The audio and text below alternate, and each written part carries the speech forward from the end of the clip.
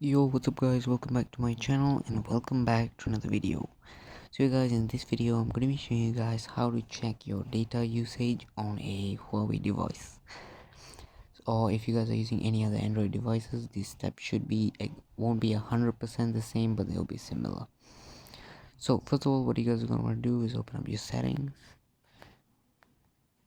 and then go to your mobile network and go to data usage, which is right here, and right here you guys can see.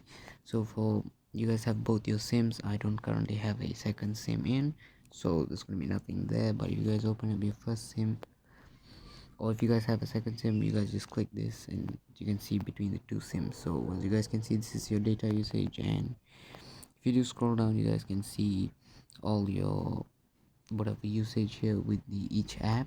Particularly you can hit more and you could go all the way down, change it to week, months. So yeah, that is it for this video. I hope you guys enjoy. I hope you guys learned something. If you guys want any other tutorials, let me know in the comments down below. Peace.